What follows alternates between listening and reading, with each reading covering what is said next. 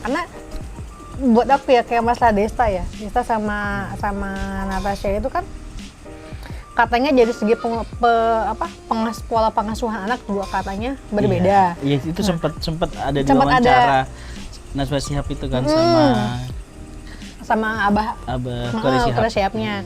Nah artinya kan begini, ketika kita mau menikah itu kan artinya kita harus tahu nih, kalau aku tuh pengen punya anak, nanti anaknya itu pengen kudidik dengan cara western kayak Nikita Willy dan lain sebagainya kan. Bahkan pembahasan ini kan sudah pernah kita bahas jauh sebelum kita nikah kan? Iya. Kalau dulu kita sebelum nikah itu sempat. Tapi nggak langsung gimana nanti. Tapi lebih ke gimana kamu kalau punya anak? Mengalir. Kita tuh kayak yang kalau aku biasa suka ngelempar, aku pengen deh nanti kalau misalnya punya anak, aku pengen anak aku tuh aku didik gini kayak gitu. Nah artinya pasangan aku ketika aku cerita kayak gitu dan dia serius sama aku, dia tuh harus menerima bahwa ketika nanti kita punya anak, ya aku bakal mendidik anak aku seperti misalnya ya contohnya ala barat gitu kan, ala western, ala kayak Nikita Willy gitu. Nah artinya dia juga Nikita Willy Tamhami. Bapak Willy, tahu aku Bapak Willy ini. Kalau misalnya dia nggak setuju kan harusnya di awal tuh udah ngomong. Tapi kenapa Nikita Willy? Semua orang itu kayaknya pingin nanti punya anak didik aja Nikita Willy. Kalau aku ya sebelum Nikita Willy viral itu ya, aku kan karena hobi banget nonton film Hollywood ya. Aku udah kayak apa ya, kalau untuk segi pengasuhan anak memang lebih senang cara luar. Artinya gini, bayi itu dari bayi dari umur sekian bulan, aku nggak tahu tepatnya berapa, udah pisah kamar sendiri. Sedangkan kan kalau di kita ya di Indonesia bahkan tuh anak yang umur SD sampai SMP itu masih ada yang tinggal sama orang tua gitu kan. Artinya apa?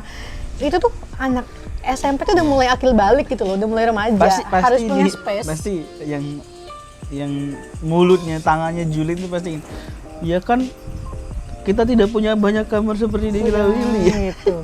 Ya. Tidur aja bareng motor. motor masuk rumah. Mau dipisah gimana? Ya. Gitu.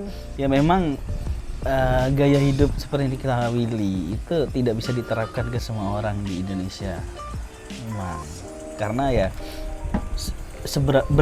berapa persen masyarakat kita itu kalangan menengah ke bawah. Atau kita nggak usah ngomongin yang kayak Nikita Willy yang bisa kamar deh. As simple intinya, kayak kalau contoh kecilnya ya, jatuh jangan menyalahkan. Nah betul. Ketika anak jatuh jangan menyalahkan. Ketika anak bermain kotor jangan menyalahkan. Contohnya kecilnya itu. Iya, karena aku dari dulu ya ngelihat orang luar gitu di film-film. Walaupun itu tuh fiksi, tapi kan itu kan berdasarkan kebiasaan mereka di sana. Melihat bahwa si anaknya itu dibiarkan main kotor, main lumpur, apa segala macem gitu kan. Terlalu sayang sih, orang Indonesia itu terlalu sayang ke anaknya. Jadi anaknya itu nggak boleh nangis sama sekali. Padahal bagian yang kecil nangis itu sehat. Yes. Untuk melatih jantung. Dan juga buat di psikologi juga. Kecuali jatuh ke jurang ya, nggak boleh. Jangan. Kalau cuma jatuh dari kursi nggak apa-apa. Iya kayak ini apa sih namanya, orang tuh takut anaknya nangis, padahal ya baru-baru ini aku juga baca bahwa membiarkan anak menangis itu adalah membiarkan dia mengekspresikan perasaannya dia gitu.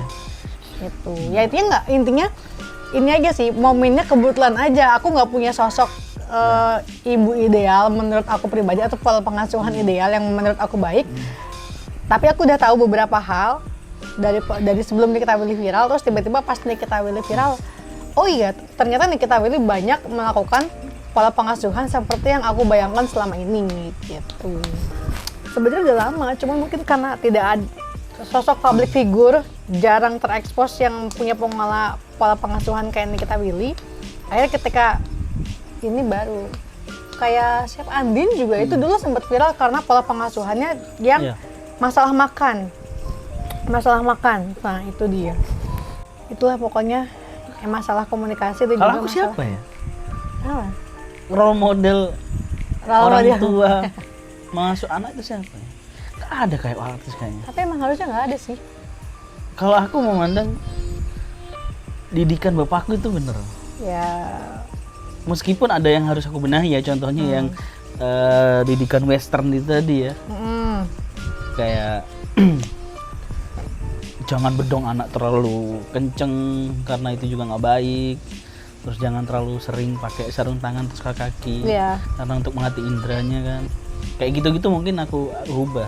Tapi orang tuaku mendidik itu sejak kecil dan sempet aku juga heran ya. Jadi ada di masa SMP, SD, SMP, SD bahkan ya. Itu aku udah nginep di rumah temen. SMP awal tuh aku bahkan nggak pulang seharian. Iya. Dan aku ngelihat teman-temanku, karena aku sekolah di SMP yang bisa dibilang SMP favorit di Jember ya. Itu isinya memang anak-anak orang-orang kaya rata-rata. Jadi aku ngelihat teman-temanku, mereka pulang sore aja dimarahin. Aku sampai pulang malam, pulang pagi nggak dimarahin. Kok aneh ya? Kok kamu dimarahin sih? Kamu gak dimarahin? Aku sampai nyoba, nggak pamit nih aku. Nginep di rumah temanku ada namanya Barana. Dulu aku deket banget kan sama dia. Tidur di rumahnya seharian, besok pulang ke rumah nggak ditanyain dari mana, enggak. Nah setelah itu beranjak SMP. Nah dari SD itu ya, tapi kalau aku nggak ngaji, aduh, dulu masih kecil-kecilan, sore ngaji ya, habis main layangan ngaji. Terus kalau nggak ngaji tetap dimarahin, mandi di sungai dipukulinnya itu beneran dipukulin pakai sapu, pakai dijewer, pokoknya sampai biru-biru. Tapi yang hebatnya bapakku itu setelah dia marahin anak-anaknya, anaknya masuk kamar kan nangis, disamperin, dibilangin bahwa yang dilakukan itu salah, buat kebaikanmu. Jadi bapak minta maaf kalau ngecewer atau mukul. Habis itu ya udah aja, masalah itu udah aja. Besoknya udah selesai. Jadi habis dimarahin, dipukul, minta maaf. bapak minta maaf. Minta maaf. Baru, jadi baru tanda kutip ya, baru maksudnya nggak tahu di luaran ya, baru tahu aku, maksudnya ada yang mungkin kebanyakan orang bapaknya mukul ya udah gitu, biasanya kan gitu ya udah gitu. Kalau enggak masuk kamar minta maaf. Setiap anaknya digituin. Nah awalnya aku nggak, ya udah gitu aja, nggak sadar. Setelah SMP, aku beranjak SMP tetap tuh. Nah kalau nggak salah SMP awal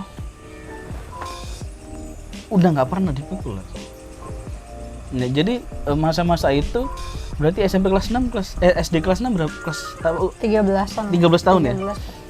Dari umur 13 tahun sampai aku SMA nggak pernah namanya dipukul sama bapak. Jadi proses pendewasaan, kalau aku bilang ya, proses pendewasaan itu berhenti di kelas 6 umur 13 tahun. Setelah itu didikan bapak itu cuman secara lisan. Jadi nggak pernah marah, itu nggak pernah mukul, nggak pernah jewer. Nah sampai pada akhirnya aku sadar, oh polanya seperti ini. Jadi nggak ada dendam. Bahkan kamu tahu sendiri, aku sama bapakku, mungkin kamu nggak sempat kenal almarhum mama ya. Itu deket banget. Yang sering aku ceritain, setiap maghrib itu kumpul di ruang tamu bercanda-bercandaan gitu loh, kayak nggak ada sekat. Makanya aku heran, aku nggak relate sama orang-orang yang nggak deket sama orang tuanya itu. Itu ya aku nggak bisa menyalahkan, tapi kalau aku bilang itu sayang banget. Ya terlepas ya itu, tapi menariknya adalah ada dua hal ya. Yang masalah tadi bapak itu di umur kamu SMP itu sudah cut, nggak yang namanya main fisik dan lain sebagainya, tapi lebih ke lisan kan, nasehatin, ngobrol segala macam. Ini lisan bukan kayak ibu bajingan kayak gitu. Kayak gitu. Ya, maksudnya gini lah. Gini loh Lesi. Gini loh. Kayak gitu. Iya. Aku pernah baca ya, aku inget banget pernah Kamu baca sering baca? Ya makanya Aku nggak tahu. Kita emang berbeda megang dunia. buku. Langsung ngantuk.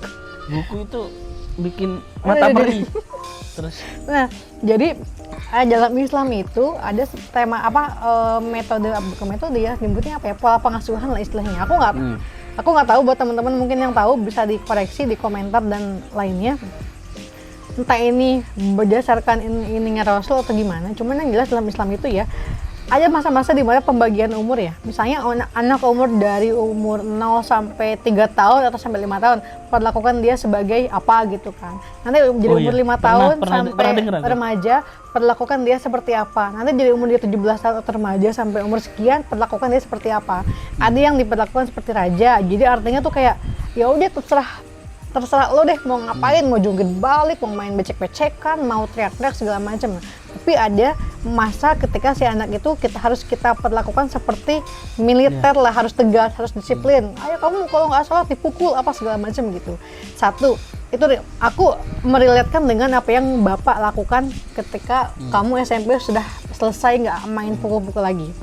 Yang kedua, di luar negeri itu ya, ketika anak sudah mencapai umur dewasa ala sana, umur 18 tahun, 17 tahun ya, orang tua tuh tanda kutip ya, udah kayak lepas tangan. Dalam artian tuh kayak pas mau kuliah atau misalnya pas SMA tuh, kuliah lah kebanyakan ya, pasti banyak yang tinggal sendiri gitu loh. Entah itu sewa apartemen, entah itu sewa flat ya kan gitu.